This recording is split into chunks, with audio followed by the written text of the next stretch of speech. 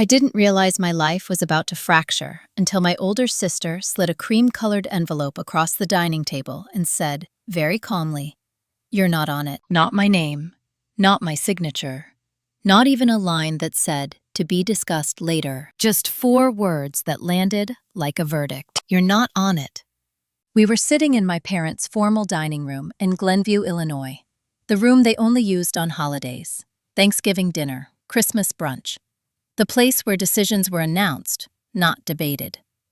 My mother had set out the good china, even though it was only the 3 of us. That alone should have told me something was off. My name is Caroline Holt. I'm 32 years old. I've been financially independent since I was 22, emotionally independent since much earlier, and until that afternoon, I believed I was still part of my own family. The envelope contained a copy of my parents' updated will. I didn't touch it at first. I watched my sister instead. Evelyn sat across from me, legs crossed, posture perfect, her wedding ring catching the light every time she moved her hand. She looked composed, almost relieved, like someone who had finally set down a heavy bag after a long walk. My mother, Diane, hovered near the sideboard, pretending to rearrange napkins that were already straight. My father, Robert, wasn't there. He never was for these conversations. He preferred absence to conflict. It had been that way my whole life. "What do you mean I'm not on it?" I asked. I didn't raise my voice. I didn't smile either. I'd learned a long time ago that showing too much emotion gave people like my family something to push against. Evelyn exhaled, the way she always did when she thought I was being difficult. "It's not personal, Carrie. It's just practical." That word, practical. They loved that word. It covered everything from favoritism to erasure. I picked up the envelope and skimmed the first page. My parents' names, the date, the attorney's letterhead. I flipped to the section that mattered. My childhood home, the lake property in Michigan, my grandmother's jewelry, the small but profitable family manufacturing business my grandfather had started after the war. All of it left to Evelyn. Nothing to me, not even a token line, not a dollar, not a watch, not an explanation. My chest tightened, but my face stayed still. "So I'm excluded." Evelyn tilted her head. "That sounds harsh." "It's accurate." My mother finally turned around. "Caroline, sweetheart, you have to understand. You're doing fine. You always have been." There it was, the story they told themselves. I was the capable one, the low-maintenance child, the one who didn't need help, so help never came. Evelyn, 2 years older, had needed support her whole life. Tuition covered, wedding paid for, a down payment on her house disguised as a loan that was never mentioned again. I was the one who moved out after college with 2 suitcases and a job offer in another state. The one who sent birthday cards even when mine were forgotten. The one who showed up quietly and left quietly and never asked for anything. Until now. "When were you planning to tell me?" I asked. My mother's lips pressed together. We thought this was the best way. Clean. No drama. I almost laughed. Almost. "And Dad?" I asked. "Does he know?" Evelyn answered before my mother could. "Of course he does. He signed it." I let that sink in.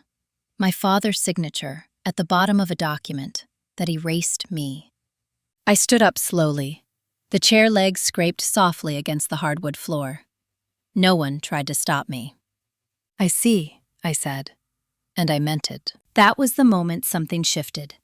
Not exploded, not shattered, just settled. I didn't argue.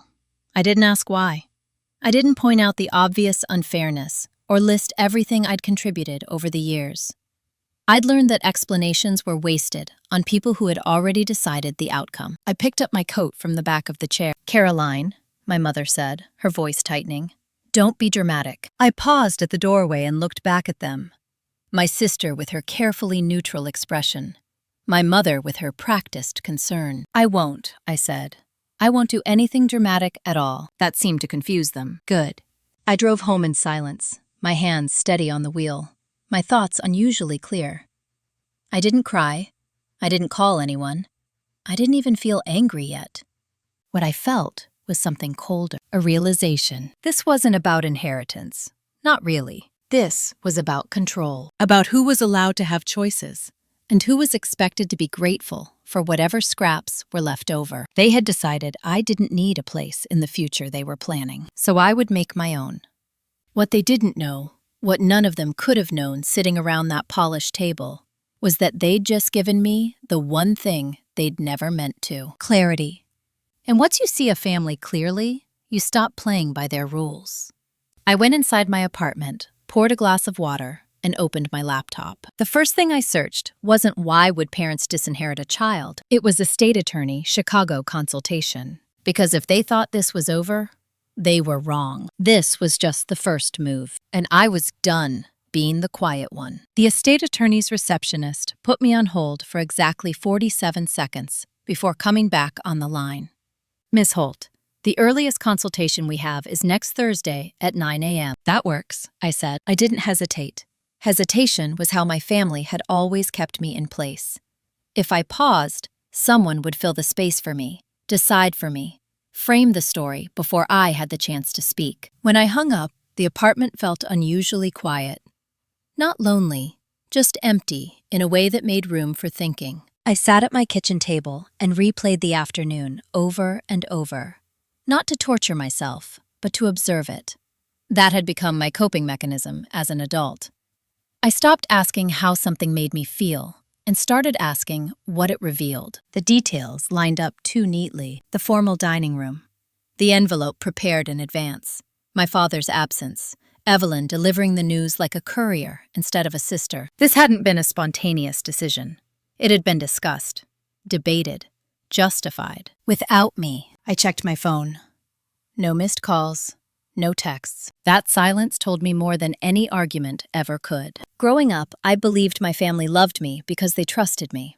I was responsible, self-sufficient, reliable, the one who didn't need watching. It took me 32 years to understand the truth. They didn't trust me. They assumed I would adapt, absorb the loss, carry the disappointment quietly so no one else had to feel uncomfortable. I poured another glass of water and opened the folder on my laptop labeled Holt Family. I'd created it years ago for tax documents, old insurance paperwork, random files my parents sent me just in case.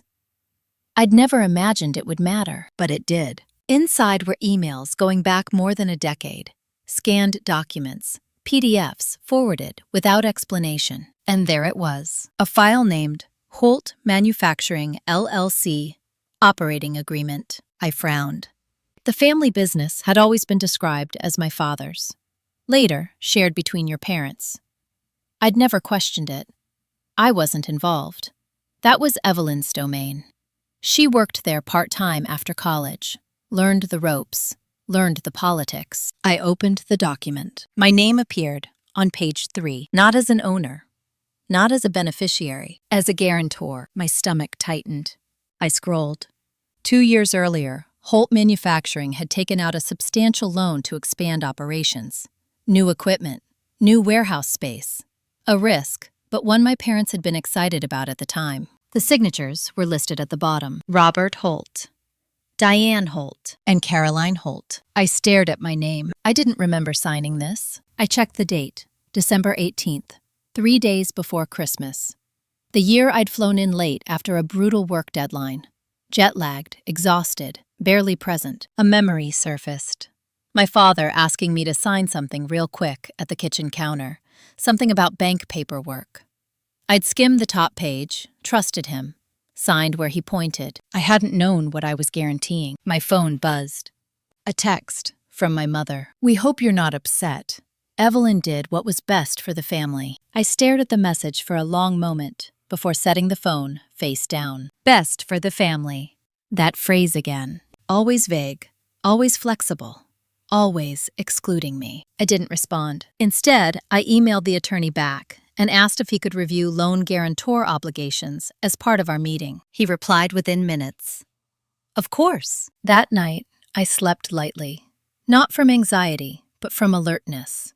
Like my body knew something important was happening and refused to shut down. The next morning, my father called. I almost didn't answer. Almost. But avoidance had never served me. Information did. "Hi, Dad." There was a pause. Then his voice, careful and low. Your mother said you left upset yesterday. I left informed, I said. Another pause. Caroline, he sighed.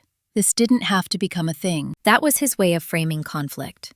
If I reacted, I created the problem. Not the decision itself. I wasn't consulted, I said. I was informed. Well, he said slowly, we assumed you'd understand. Understand what? That Evelyn is more involved. That she needs the stability. You've always landed on your feet. There it was. The justification laid bare. You know I'm a guarantor on the business loan? I asked. Silence. Then, that's just paperwork. No, I said. It's liability. He cleared his throat. We never imagined it would come up. But it might, I said. And if it does, I'm responsible. You're part of the family, he said. That's how families work. I closed my eyes. No, I said quietly. That's how control works. His voice hardened slightly. Don't make this adversarial. I'm not, I said. I'm making it accurate. We hung up shortly after. No resolution, no apology, just confirmation. By Thursday, I was sitting in a downtown office with floor-to-ceiling windows and a man named Thomas Reed across from me. He was in his early 50s, silver at the temples, calm in the way only someone who had seen everything could be. He listened without interrupting while I laid it all out. The will, the exclusion, the guarantor clause. When I finished, he leaned back slightly. Miss Holt, he said, your family made a mistake. I waited. They removed you from the will, he continued, but they did not remove your exposure. That's not just unfair, it's negligent. What are my options? I asked. He smiled faintly. That depends on how far you're willing to go. I didn't answer right away. Instead, I thought of my mother's text, my father's careful tone, Evelyn's composed delivery. I thought of how easy it had been for them to decide I was excess weight. I want to be free, I said finally. Legally, financially, completely. Thomas nodded. Then the first step, he said, is documentation. And the second is leverage. I left his office with a folder thicker than the envelope Evelyn had slid across the table. And for the first time since that afternoon, I smiled. Not because I felt vindicated, but because I finally understood the game they'd been playing. And I was done being the quiet piece on the board. Thomas Reed didn't rush me. That was the first thing I noticed about him, once the initial shock wore off. He didn't lean forward when I spoke, didn't interrupt to finish my sentences, didn't reassure me with empty phrases. He listened the way people do when they're mapping terrain, not emotions. By the time I left his office, I wasn't angry anymore. I was focused. The first thing he asked me to do was simple. Don't confront them yet, he said.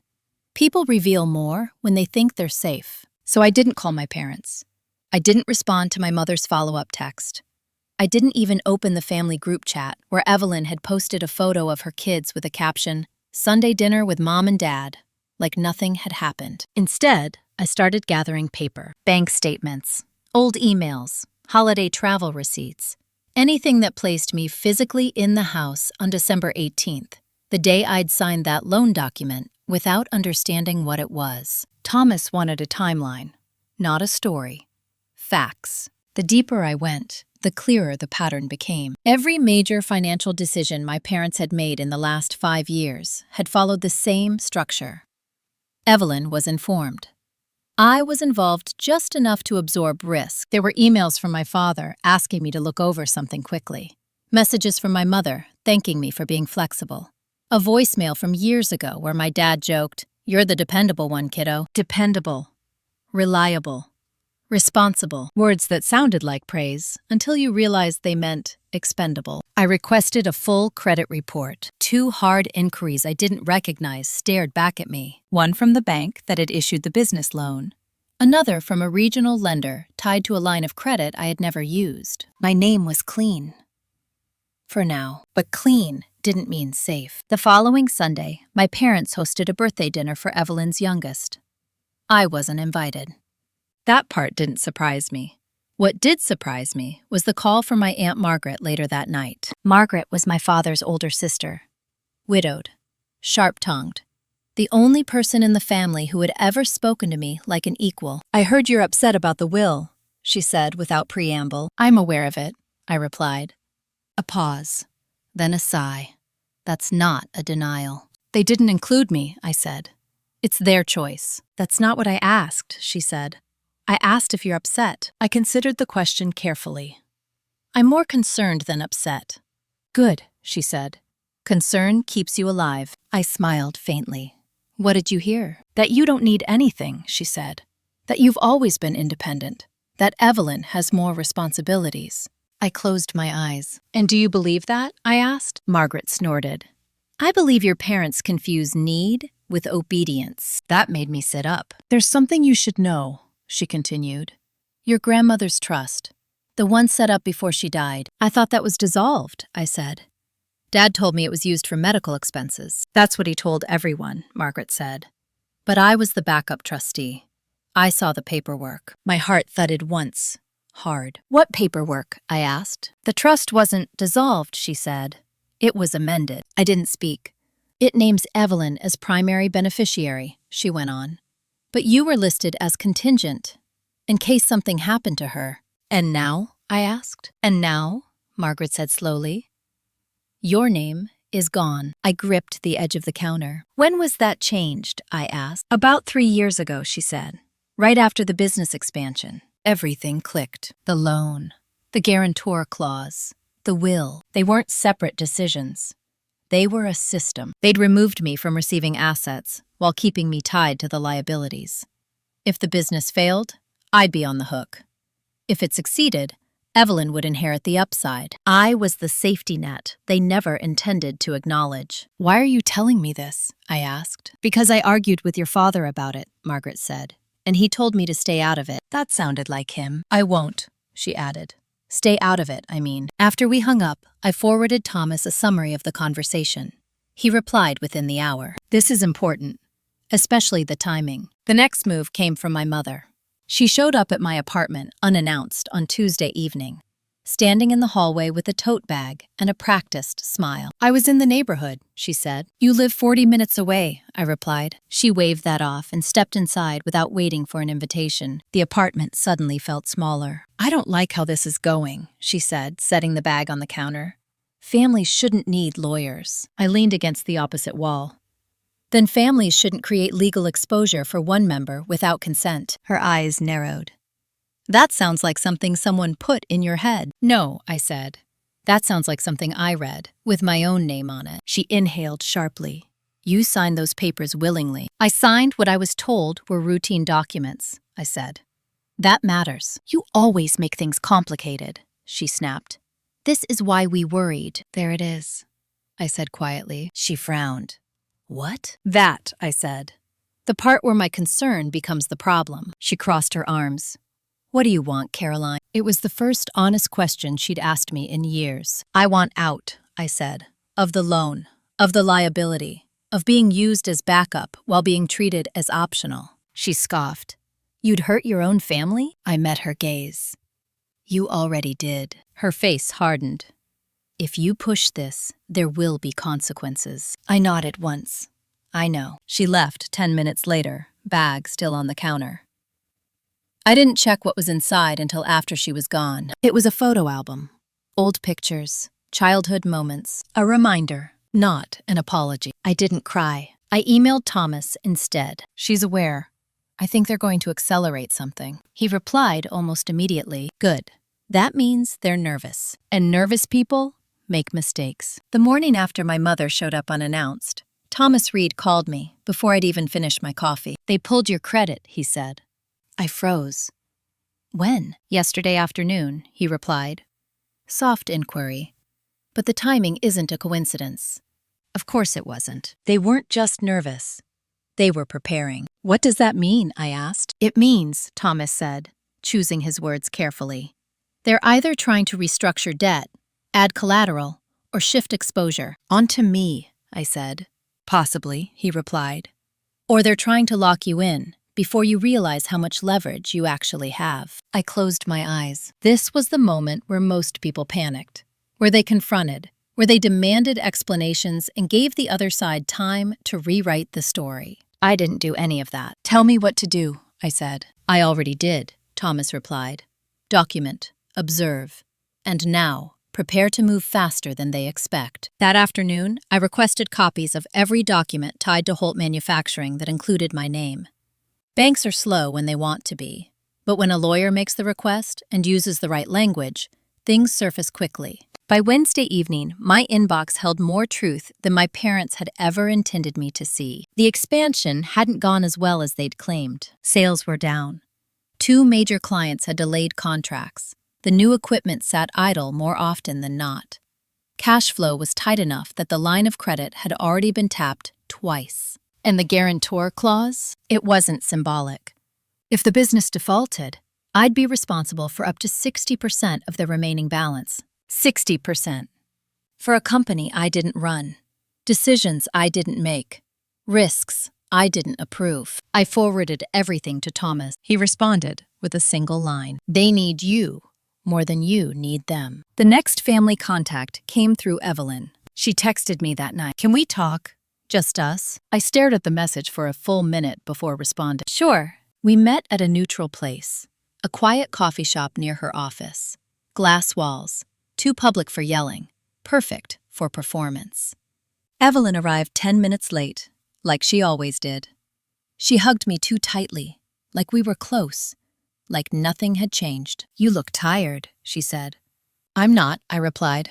I'm alert. She frowned slightly, then smiled. I hate that this has gotten weird. Weird is one word for it, I said. She stirred her coffee without drinking it.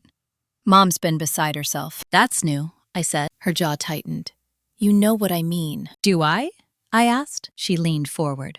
Look, the will isn't a punishment. It's just that you're detached from the family. There it was again. Detached. Because I didn't live close. Because I didn't work at the business. Because I didn't orbit their lives. You excluded me, I said.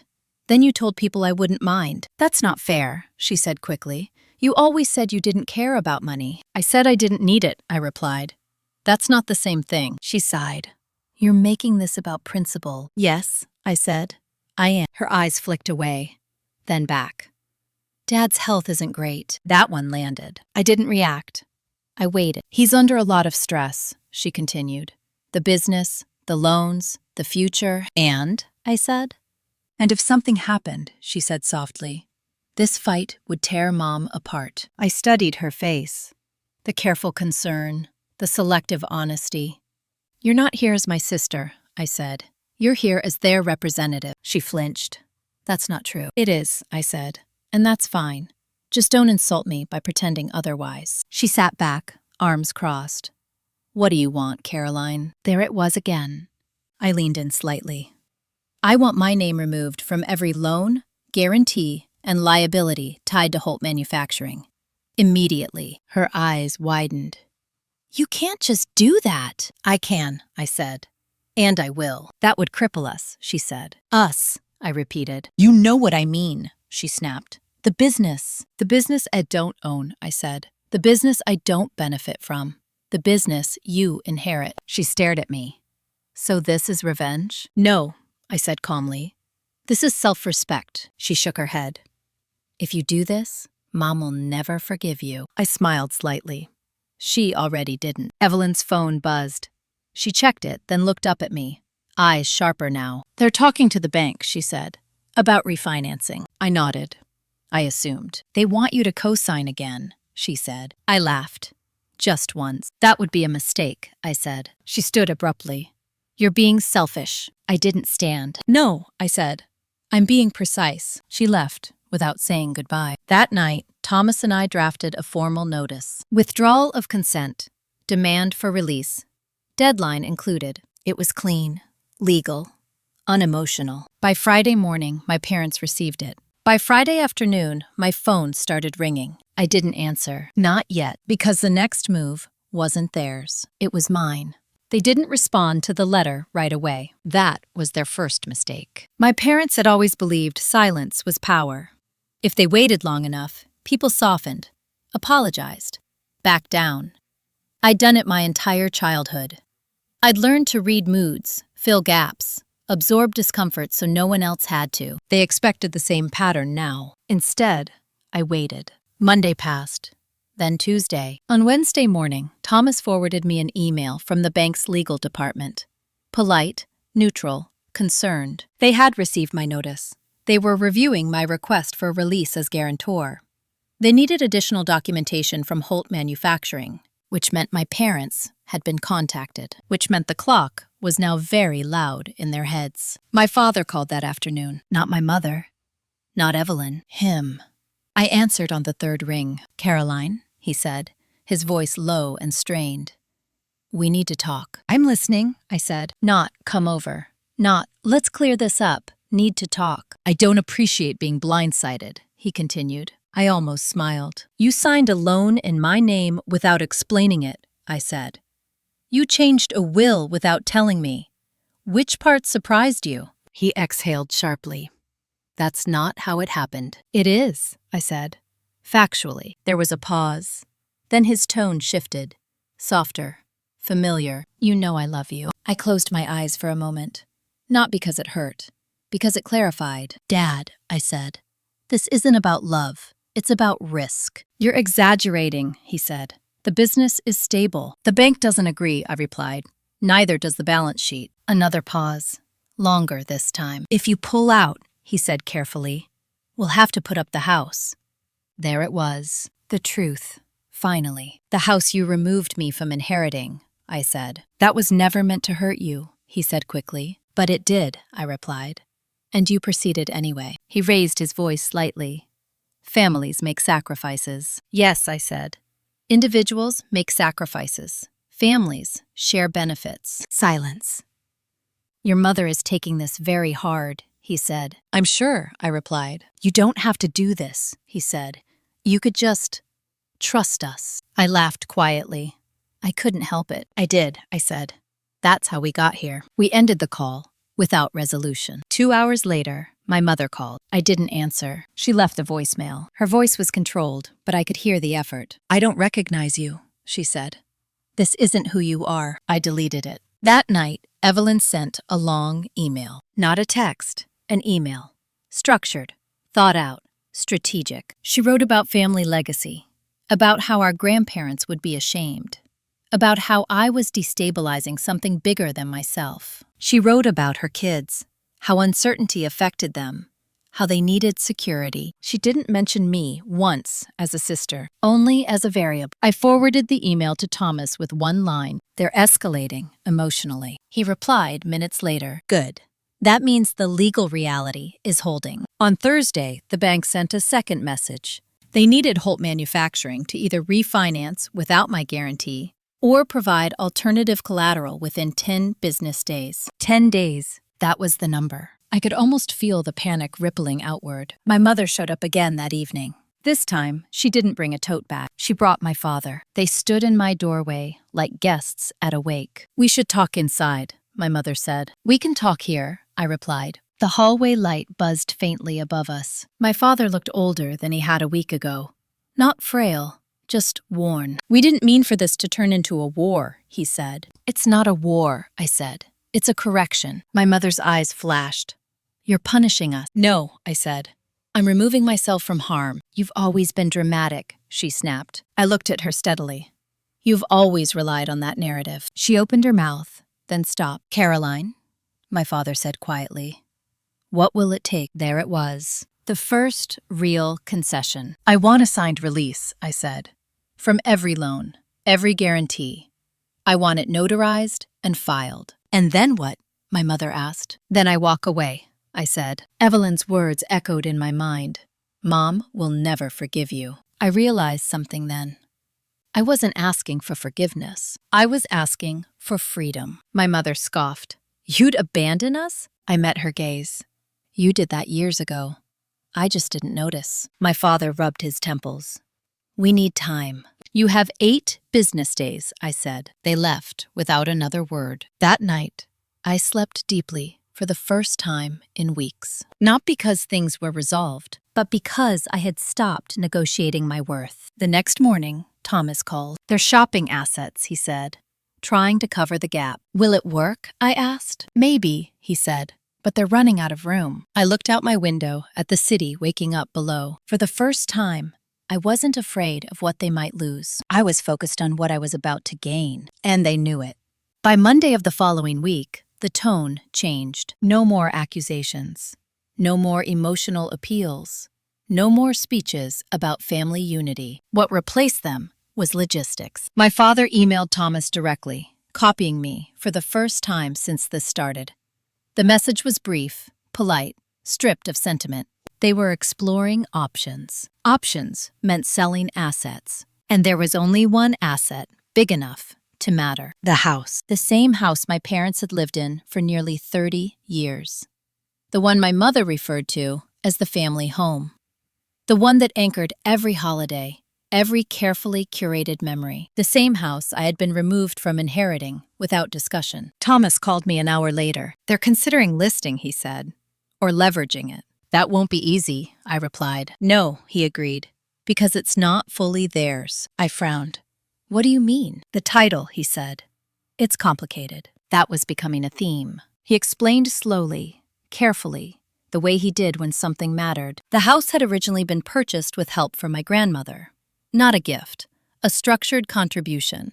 There was a lien attached, dormant but legally present, that had never been fully resolved. And that lien? It referenced the same trust my Aunt Margaret had mentioned. The trust they'd quietly amended. The trust my name had been removed from. "They can't sell cleanly without addressing it," Thomas said. "And addressing it raises questions. Questions they didn't want asked." That afternoon, Evelyn called again. I let it ring. Then ring again. I answered on the fourth try. "What?" I said. Her voice was tight. "They might lose the house." I waited. "You know, Mom," she continued. "That house is everything to her." "I know," I said. "That's why it was leverage." She inhaled sharply. "So you admit this is about leverage?" "Yes," I said calmly. "Legal leverage." She laughed bitterly. "You've changed." "No," I said. "You're just seeing me without compliance." She went quiet. "They're talking about moving in with us," she said finally. That surprised me. Not because it was unreasonable, but because it disrupted the hierarchy. Evelyn had always been the beneficiary, not the safety net. "How do you feel about that?" I asked. She hesitated. "It would be complicated." I almost felt sorry for her. "Almost. Caroline," she said, lowering her voice. "What if we compromise?" "I'm listening," I said. "What if," she continued, "we add you back to the will? A smaller share, symbolic. And you stay on the guarantee until the refinancing goes through." I closed my eyes. There it was. They wanted reassurance without release. A promise instead of protection. "No," I said. "You're being inflexible," she snapped. "I'm being consistent," I replied. "You had years to be flexible. You chose not to." She exhaled hard. "Dad's blood pressure is through the roof." "I'm not his doctor," I said. "You're cold," she said. "No," I replied.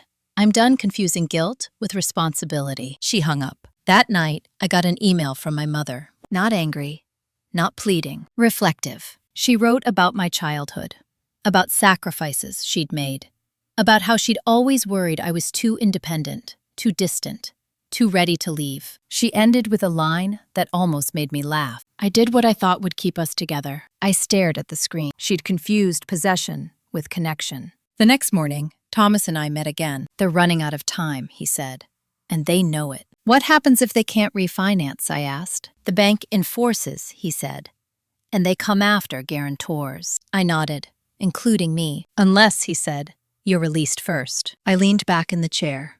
"They'll sign." He smiled faintly. "Yes, but not without trying one last thing." He was right. That evening, my father called again. This time, he didn't preface, didn't soften. "We're coming over," he said. "All of us." "No," I replied. "We're not. You don't get to dictate terms," he said. "I do," I said, "because I'm the one holding the liability." Silence. Then his voice dropped. "What do you want, Caroline?" I answered without hesitation. "I want the truth," I said. "Why was I removed?" He didn't respond right away. When he finally spoke, his voice was flat. "Because you wouldn't stay." That landed heavier than anything else. "You were always going to leave," he continued. "You didn't need us. Evelyn did." I closed my eyes. "So you hedged," I said. "You invested where you thought loyalty lived." "We invested where risk was lower," he corrected. I smiled slightly. You miscalculated. He didn't deny it. You'll get your release, he said. But after this, don't expect anything else. I felt something loosen in my chest. I wasn't expecting anything, I said. That's the point. 2 days later, Thomas called. They've agreed, he said. Full release, all guarantees, all liabilities. I exhaled slowly. They'll send the documents tomorrow, he added. But be prepared. They're going to want something in return. What? I asked. Closure, he said.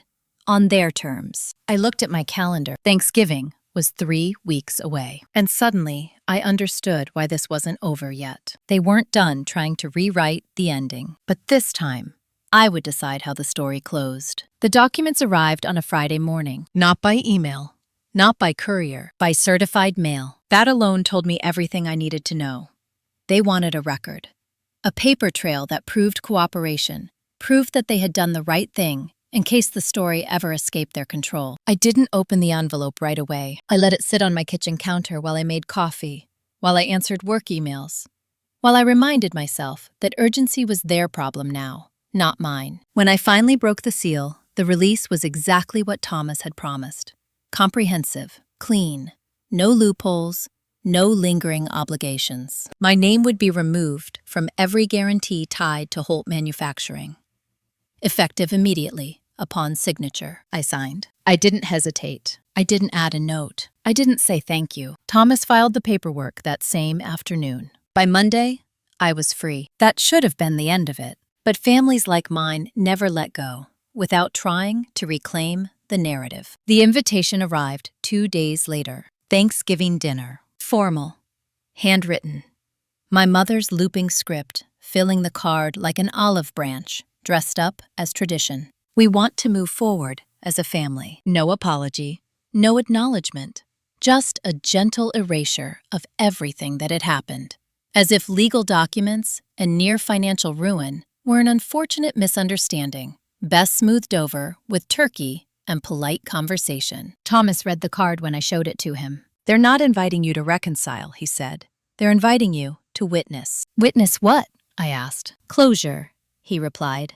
On their terms. I didn't respond right away. Thanksgiving had always been their favorite stage. Extended family, neighbors, old friends. The setting where my parents performed stability and generosity like it was a second career. And I understood something then. This dinner wasn't about gratitude. It was about control. They had signed the release, yes, but they needed something else. They needed to restore balance, to feel like they still held moral authority, and they wanted me there to validate it. I told Thomas I'd think about it. That night, Evelyn texted, "Mom really hopes you'll come. It would mean a lot." To her, I thought. Not to me. I didn't reply. Instead, I called Aunt Margaret. She laughed when I told her about the invitation. "Oh, they're desperate," she said. "That house still isn't resolved." "So they're hosting Thanksgiving?" I asked. "Of course," she said. "Appearances must be maintained." "Who's going?" I asked. She listed names, cousins, family friends, people who'd known me my whole life, but had accepted my absence without question. "Will you be there?" I asked. There was a pause. Then, "Only if you are." That decided it. I RSVP'd, yes, but I didn't go unprepared. Thanksgiving morning arrived cold and bright, the kind of Midwestern chill that sharpened everything. I dressed simply, neutral colors, nothing that invited comment.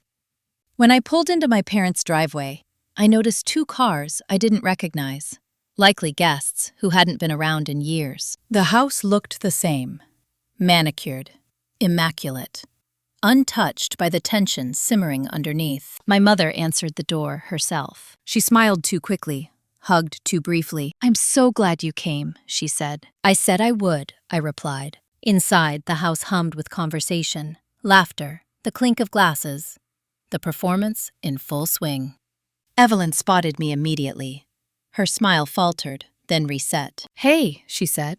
"You look good." "So do you," I replied. It wasn't a lie.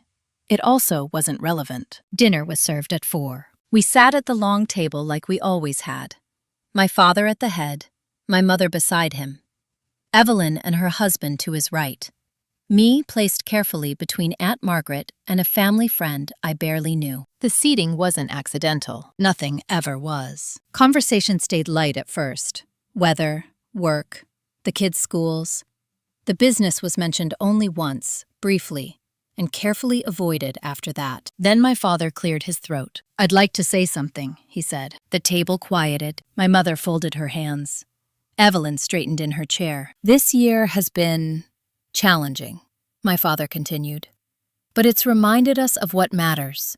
Family, forgiveness, moving forward together." I felt Aunt Margaret shift beside me. "We've made mistakes," he said, "and we're grateful for the opportunity to correct them." My mother nodded solemnly. "And," he added, turning slightly toward me, "we're thankful that Caroline understands how complicated these things can be." There it was, the reframing.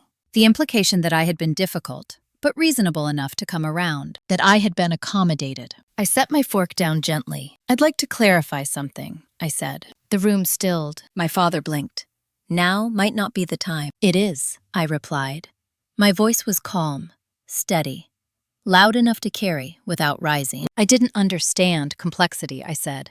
"I identified risk." A murmur rippled through the table. "I was removed from the will without discussion," I continued, "while remaining financially liable for the family business.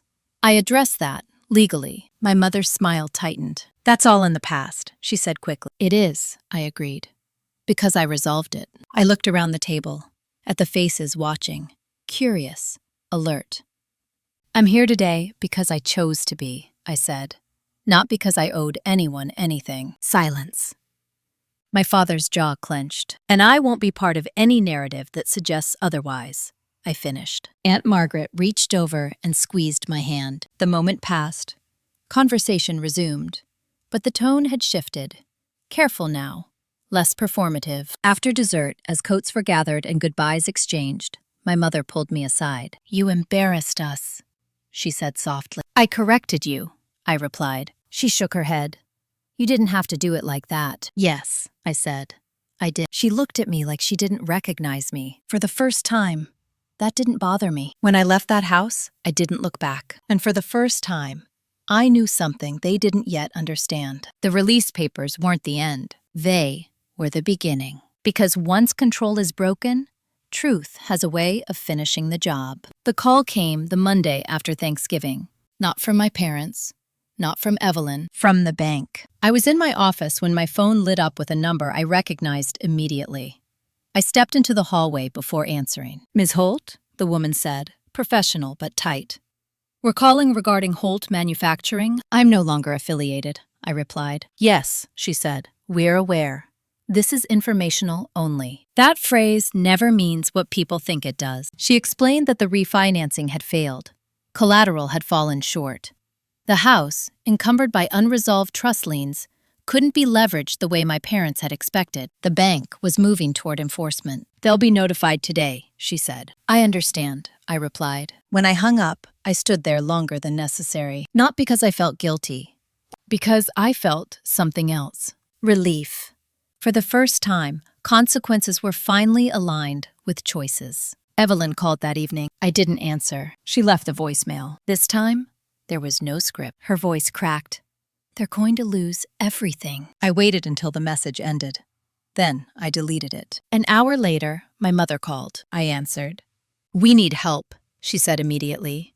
No greeting, no preamble. "No," I replied. There was a sharp inhale on the other end. "You can't just abandon us," she said. I leaned back in my chair. I didn't. I removed myself from harm.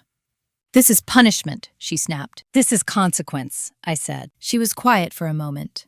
Then her voice softened, dangerously. "You're still our daughter." I closed my eyes. This was the thing they had never protected me from, the expectation that biology entitled them to my sacrifice. "I am," I said. "And that's why I stepped away before this destroyed me." She scoffed. "Destroyed you? Look at us." "I am," I said. She started to cry then. Real tears, I think. Not because she'd lost me, because she'd lost control. "You could fix this," she said. "You have money. You're doing well." Evelyn told us. "I do," I said, "and I won't." Her sobs turned sharp. "You're heartless." "No," I replied. "I'm finally honest." The line went dead. The enforcement notice arrived 2 weeks later. Holt Manufacturing would enter receivership if debts weren't resolved within 30 days. 30 days to do what they should have done years ago. Take responsibility. Margaret called the next morning. "They're blaming you," she said. "I expected that," I replied. "Some people believe them," she added. "Others are asking questions." "Let them," I said. That was the moment I stopped monitoring the fallout. Not because I didn't care, because I finally understood I wasn't responsible for how others process the truth. I focused on my own life. Work expanded. A promotion I'd quietly been working toward came through. More responsibility, more autonomy. I didn't tell my family. They didn't ask. Christmas came and went, without contact. In January, Evelyn showed up at my office. Security called first. "There's a woman here asking for you," the receptionist said. "She seems upset." I closed my laptop. "Send her up," I said. Evelyn looked smaller in my office. Not physically, contextually. She sat across from me, hands clenched in her lap. "They're selling the house," she said. I nodded. "They're moving into an apartment," she continued. "Temporary. Is there a question?" I asked. She swallowed. "I don't know how to fix this." I looked at her carefully. For the first time, I saw something like fear. "You don't," I said. "You live with it." She shook her head. "You could still help." "I won't," I replied. "Why?" she whispered. "Because helping would mean pretending nothing was wrong," I said. And something was very wrong. She stared at me, then stood abruptly. "You think you're better than us now," she said. "No," I replied.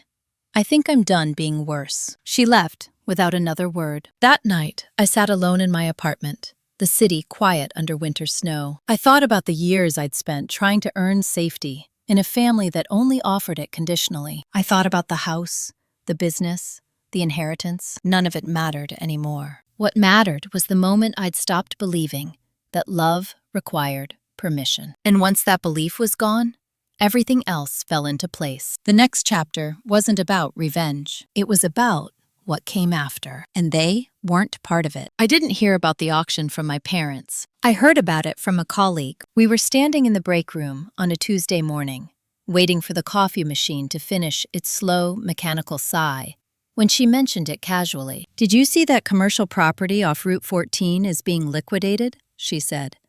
"Family-owned manufacturer. Sad situation." I nodded once. I heard. I hadn't. Not officially. But I understood immediately what she was talking about. Holt Manufacturing. Receivership moved faster than people expected. Once the paperwork crossed a certain threshold, the story no longer belonged to my family.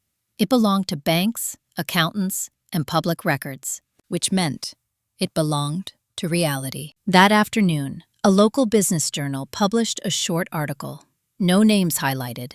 No villains assigned, just facts. Declining revenue, overextension, failure to restructure. The quiet ending of something that had once been a point of pride. My phone buzzed twice while I was reading it. Unknown numbers. I didn't answer. Later that evening, Aunt Margaret called. "They're furious," she said without preamble. "Not at the bank, at you." "Of course," I replied. "They're telling people you pulled support at the worst possible moment," she continued. "That you abandoned them when they needed you." I closed my eyes. "And?" I asked. "And some people are starting to ask why you were expected to support something you didn't own," she said. I smiled faintly. "That's new." "Not entirely," she said. "You just stopped covering for them." That was true. For years, I'd softened their edges, explained away their decisions, taken on responsibility that wasn't mine. Silence can be a form of endorsement. I'd removed mine. A week later, I got a letter. Not an email, not a text. A letter from Evelyn. No accusations this time. No appeals, just words. She wrote about watching the equipment being tagged for sale. About Dad standing in the corner of the warehouse, hands in his pockets, saying nothing. About Mom packing boxes with the same precision she used to arrange napkins. She wrote about the kids asking why Grandma and Grandpa were moving.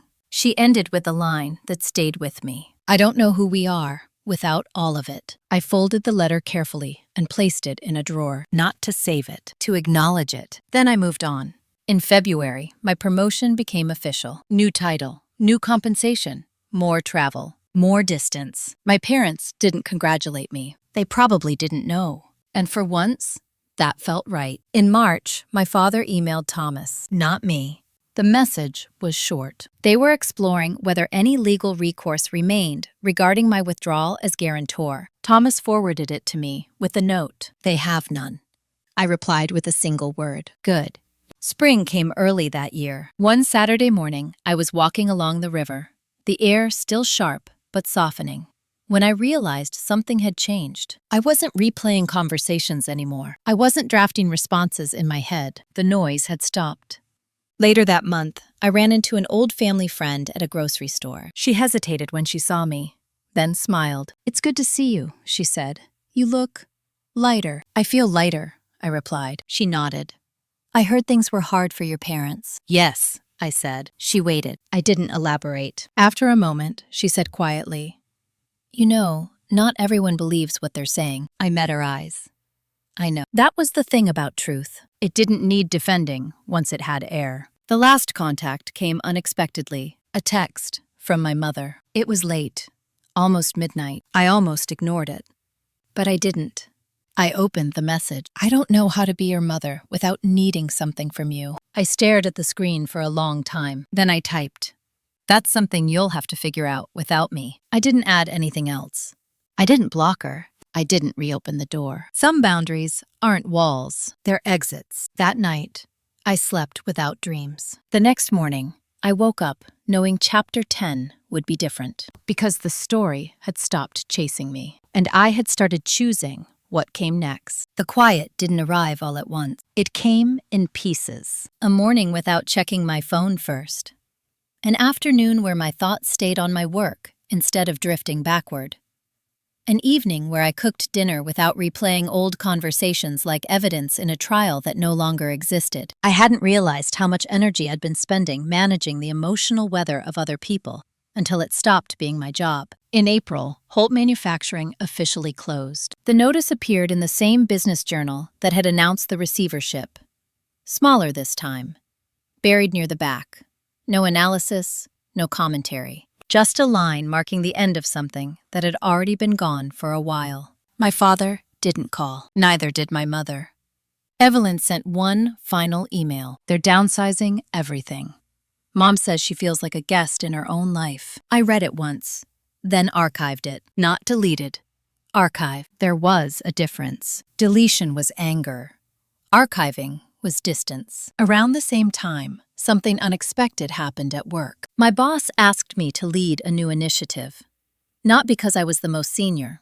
Not because I was the loudest voice in the room. Because, as he put it, you don't flinch when things get complicated. I almost laughed when he said it. I didn't flinch because I'd been trained not to. Not in business school. Not in management workshops. At home, I accepted the role. It came with visibility, authority, a seat at tables I'd never imagined myself sitting at a decade earlier. And I noticed something else. No one questioned whether I belonged there. No one needed reassurance that I'd earned it. The contrast was sharp enough to be almost painful. In May, Aunt Margaret invited me to lunch. We sat outside at a small cafe, the kind that didn't rush you. "You know," she said, stirring her tea, "your grandmother used to say something that annoyed your mother to no end." I smiled. "I can imagine." She used to say, "Love that demands silence isn't love. It's convenience." I sat back in my chair. "That sounds like her," I said. Margaret nodded. "She worried about you." "Did she?" I asked. "Yes," she said, "but not for the reason you think. She worried you'd stay too long in places that didn't choose you back." That stayed with me, because that had been the real danger all along. Not being excluded, being included conditionally. In June, my parents moved into a smaller rental across town. I learned this from a cousin, not from them. "They seem different," she said carefully. "Quieter." I didn't ask for details. I wasn't curious anymore. That surprised me the most. The absence of curiosity. In July, Evelyn called. I almost didn't answer, but something in me had shifted enough to allow a conversation without expectation. "I don't know how to talk to you," she said after a moment. "You don't have to," I replied. "That's just it," she said. "I think I always thought you would." I considered that. "I did," I said, "until it cost too much." She was quiet. I miss who we were, she said. I chose my words carefully. I miss who I thought we were, I replied. We ended the call without resolution. And that was okay. August brought a promotion announcement company-wide. My name appeared in an internal newsletter. A short bio, a photo I barely recognized. My phone buzzed that afternoon. A text from my mother. Congratulations. Just that. No qualifiers. No follow-ups. I replied after an hour. Thank you. Nothing else. In September, I took a week off. Traveled alone. Somewhere quiet. Somewhere anonymous. On the last night, sitting by the water, I thought about the version of myself who had sat at that dining table months earlier, hearing she didn't belong in the future her family had planned. I wished I could tell her something simple. Not that it would work out. Not that karma would intervene. Just this. You don't need to win to leave. When I returned home, I found a letter in my mailbox. Handwritten. Careful. From my father. He wrote about regret, about fear, about how he'd confused protection with control. He didn't ask for forgiveness. He didn't offer explanations. He ended with a line that felt honest, if late. I see now that I tried to keep you close by limiting you. That was wrong. I folded the letter and placed it in the same drawer as Evelyn's, not as evidence, as history, because the final truth had become clear. Revenge wasn't what healed me. Autonomy did. And choosing myself didn't destroy my family. It just revealed what it had always been. The hearing was scheduled for a Tuesday morning in October. I hadn't expected one. Neither had Thomas, at least not this late in the process. Holt Manufacturing was already dissolved, assets liquidated, debts allocated. There was nothing left to fight over, except the story. They're contesting your withdrawal, Thomas explained over the phone. Not legally, practically. What does that mean? I asked. It means they're arguing you acted in bad faith, he said. That you destabilized the business intentionally. I let out a slow breath. So they're rewriting it, I said. Yes, he replied. And they're hoping pressure will make you settle quietly. Settle what? I asked. Nothing that would hold up, he said. But public discomfort can be persuasive. I smiled, without humor. They really don't know me, I said. The hearing wasn't in a courtroom. It was a mediation room at the county office. Neutral walls, long table, a place designed to make conflict feel administrative. My parents were already there when I arrived. So was Evelyn. My mother looked smaller than I remembered. Not fragile, just reduced. The confidence she used to wear like armor had thinned. My father stood when he saw me, then hesitated, unsure whether that was expected. I nodded once and took my seat beside Thomas. The mediator began with formalities, then invited my parents' attorney to speak. He framed it carefully. Family misunderstanding, emotional reactions, a daughter acting impulsively, a business collapsing under unexpected withdrawal of support. I listened without interruption. When he finished, the mediator turned to me. Miss Holt, I didn't rush. I didn't withdraw support, I said calmly. I withdrew consent. There was a pause. I was never informed of the scope of my liability, I continued. I was excluded from ownership and inheritance while being retained as financial protection. Once I became aware, I acted within my legal rights. The mediator nodded. That is consistent with the documentation. My mother leaned forward. You didn't have to do it like that. I looked at her. Really looked. Like what? I asked. Cold, she said. No, I replied. Clear. Evelyn finally spoke. You could have talked to us first. I did, I said. For years. You just weren't listening. The mediator cleared his throat. Is there any resolution you're seeking today? Thomas glanced at me. No, I said. There isn't. The room went still. My father exhaled heavily. So that's it? Yes, I said. You walk away, my mother said. After everything. I walked away when staying meant disappearing, I replied. The mediator nodded again. Then this matter is closed. Just like that. No gavel, no drama. We stood. My parents lingered. Evelyn hesitated. Caroline, my father said quietly. We didn't mean to lose you. I met his eyes. I know, I said. You just didn't know how to keep me without owning me. That was the last thing I said to them in that room. Outside, the air was crisp. Fall fully arrived. Thomas smiled faintly. They had nothing. I know, I said. And now? He asked. Now, I replied. I live. That night, I sat alone in my apartment, and realized something important. This wasn't a victory. It was an ending, the kind that doesn't announce itself loudly, but closes a door so cleanly you don't feel the draft anymore. I slept deeply, and when I woke up, Chapter 12 was already waiting. The morning after the mediation, nothing dramatic happened. No messages, no apologies, no last-minute attempts to reopen doors that had already closed. That was how I knew it was truly over. Closure doesn't always arrive with relief.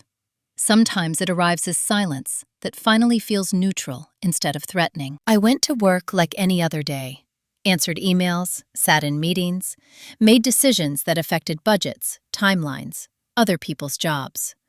Life kept moving, and for the first time, it wasn't dragging a family narrative behind it like a loose thread. A week later, I cleaned out the drawer. The one with the letters, my father's apology, Evelyn's reflection. The paper trail of a version of my life that had taught me everything by trying to control it. I didn't shred them. I didn't reread them either. I put them in a folder, labeled it simply Holt, and placed it in a storage box in the back of my closet. Not to forget. To contextualize. In November, I hosted my own Thanksgiving. Not a performance, not a production, just a table, a few chairs, and people who chose to be there without obligation. A colleague who didn't want to fly home. A neighbor whose parents had passed years earlier. Aunt Margaret, sharp as ever, bringing a pie she insisted was better than anyone else's. We ate too much, laughed too loudly, cleaned up together. No one asked me to explain my absence from my parents' table. No one needed a version of me that stayed small to make them comfortable. That night, after everyone left, I stood in my quiet kitchen and felt something settle fully for the first time. Peace, not the kind that comes from winning, the kind that comes from alignment. In December, my mother sent a card. No message inside, just her name. I placed it on the counter, looked at it, then put it in the recycling. Not out of spite, out of honesty. In January, a new year arrived without ceremony. I made one resolution. I would never again confuse endurance with love. Spring followed. So did opportunities I didn't second guess. I stopped explaining my boundaries, stopped justifying my distance, stopped hoping people would become something they had already shown me they were not capable of being. And here's the part I didn't expect. Letting go didn't make me harder. It made me clearer. I didn't lose my family because I set boundaries. I learned who they were when I stopped erasing myself to stay. If you're listening to this and something in it feels familiar, I want to say one thing plainly. You are not required to carry the weight of people who benefit from you having no choices. You are allowed to step away without a speech, without permission, without waiting for understanding that may never come. Sometimes the most powerful revenge isn't confrontation. It's refusal. Refusal to be used. Refusal to be rewritten. Refusal to keep proving your worth to people who profit from your silence. I didn't take anything from my family. I took myself back. If this story resonated with you, if you've ever been excluded, overlooked, or quietly used by the people who were supposed to protect you, I see you. Feel free to share your experience in the comments. I read them, more than you know. And if you want to hear more stories like this one, told honestly and without gloss, subscribe and stay. Some chapters end loudly. The most important ones end clean. This was mine.